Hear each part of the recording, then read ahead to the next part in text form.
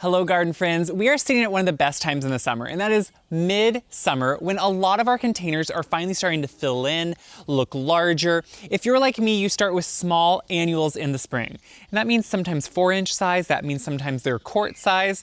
I hardly buy anything larger than a quart. So I want to show you how some of my containers are looking, because I think it's important to show what they look like after they've grown a little bit and had some of the peak times and warmth and sun of the summer. Because once we put them in the spring, they can look scraggly, they can look sparse, uneven, and not that great. And I always do videos of when I'm planting my annuals, but I really want to make sure to show what they look like after a few months of growing. So that to me is important to know in the future if you want to plant something that looks the same, or if you want a certain plant and want to know how it does. This is how it can look a couple months in. So all the containers I'm going to show today were planted in May, and we're talking early May, like the first week about of May in Southeast Iowa at my farmhouse. And that's important because now you can know what the summers are like. Now, we had a really dry start, which obviously I water my containers anyway, but then we did have some rains at the end of June and into July, which is a big deal because usually in Iowa, we have been having dry drought weather in summer. So those little bit of rains really helped even the containers. So I'm gonna start the tour here across my driveway at the 3 repeating containers I have behind me. They have trellises, they're one of my favorites, so let's start there. This is what you see when you drive in my house, but more so it's what I see kind of out my kitchen window across my driveway, which for me is something I really enjoy. Now what I did was I utilized some tall trellises I had out in my shed, and you can see against the backdrop of the trees, you don't necessarily see the trellis, but what you're really starting to see is that white mandevilla, and it's looking so good. One of the most filled in here so far is this one. Now the mandevilla do climb on their own, but I still go out and train them, and actually the first one all the way over is even probably climbing up a little bit more right now. So what I like is these white mandevilla, while usually white you don't think of as a great color like the pink, it really pops against that green backdrop, and it's already on this one reaching all the way, if you can see from my finger there, to the top. These are about 6-foot trellises when they're out of these large containers, which these are just big concrete containers from a big box store.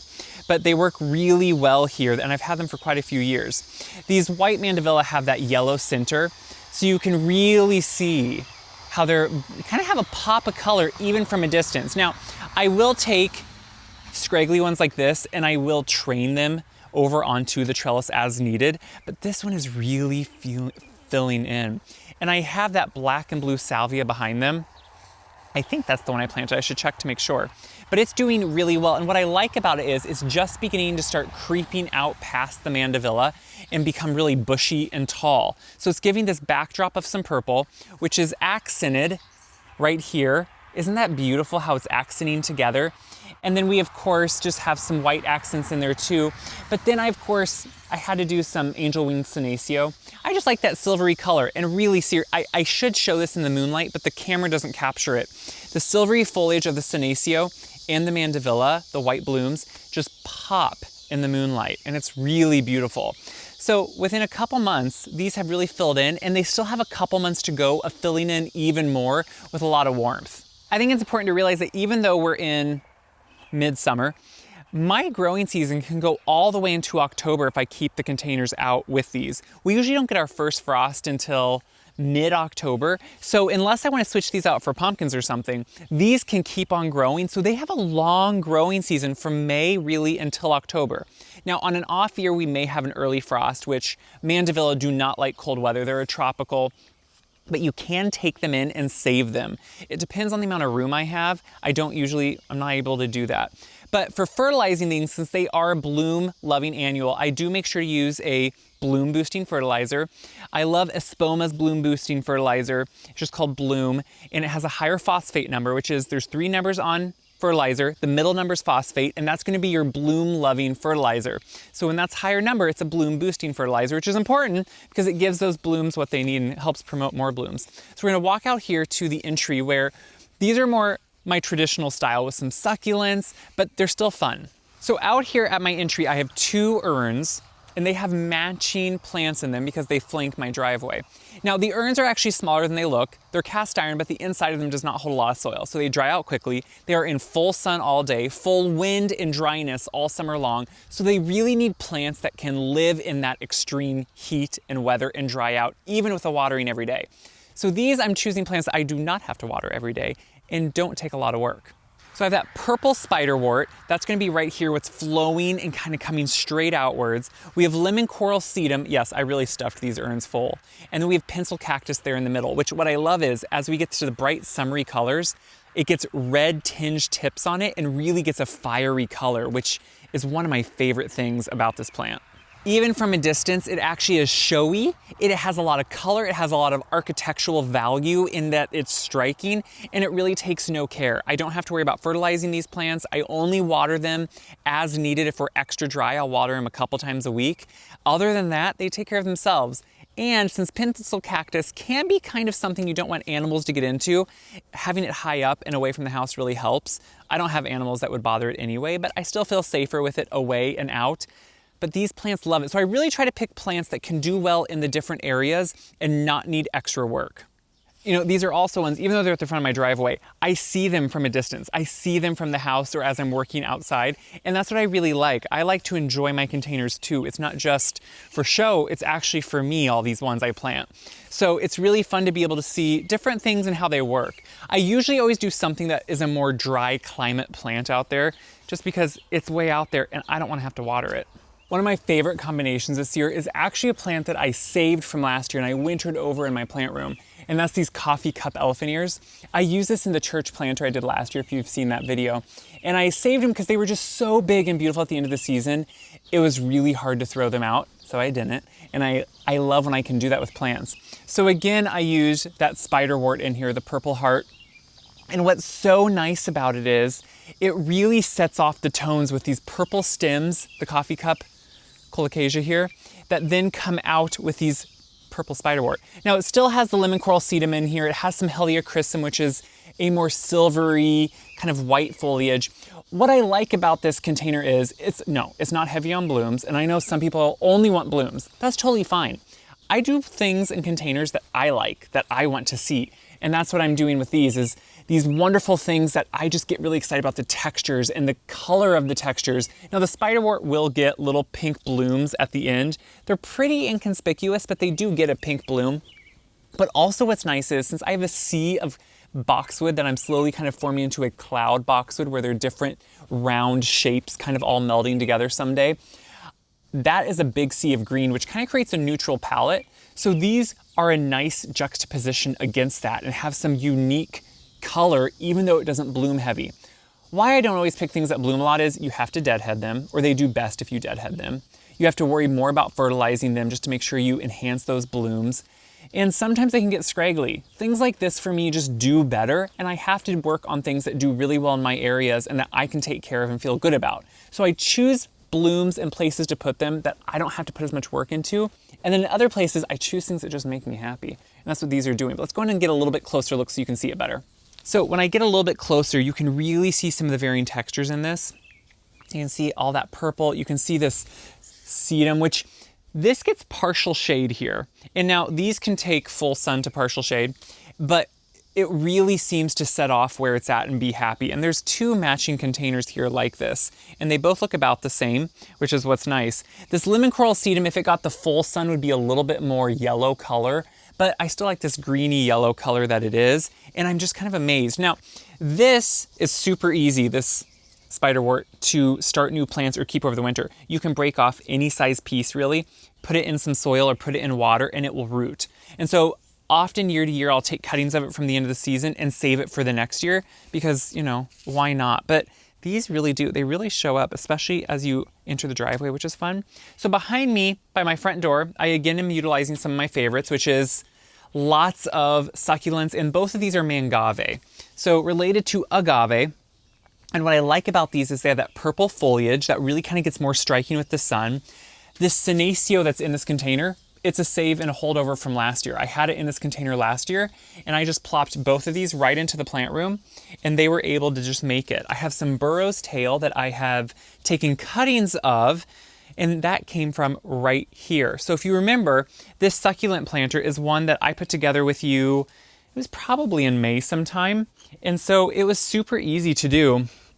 And these are all mostly saved plants. I think I added a couple new echeveria, if I remember right, but all the burrow's tail is saved, which it's now really started to fill in and even become more full. And as you can see, it's starting to prostrate out over the container. This, when I planted it, hardly had any of the little leaves left on it because it was really kind of getting hard and weak over the winter in my plant room, especially after the cold snap my plant room had when the heat went out.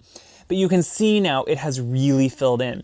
So same with these, I will take cuttings like this burrow's tail and I will stick it in other containers and let it start growing. I mean, it's just a super easy plant. And that's why all these I'm able to save, and then I can use them in different places, like packing them all together. You know, sometimes these succulents piece by piece aren't necessarily, you know, as impactful, but when you can make a big container of them, and guess what? I don't water this. If it rains, it gets watered. Otherwise, I don't touch it. So we're gonna go onto my front porch now, which is just right around the corner from that succulent planter, from my front door. And one of my favorite things this year is, again, a saved plant. So this is a big elfinier that I've saved. It has a purple. This one's for full shade usually. And what I like about this is the mixture of plants I put under it. I did use the spiderwort again, but on each side of it is a fern that usually I only thought of as a house plant. So a blue star fern is a really beautiful bluish silver fern that I have a few plants out back that I save year to year and put on my back patio. But I found small starts of it and then put them in as accent plants.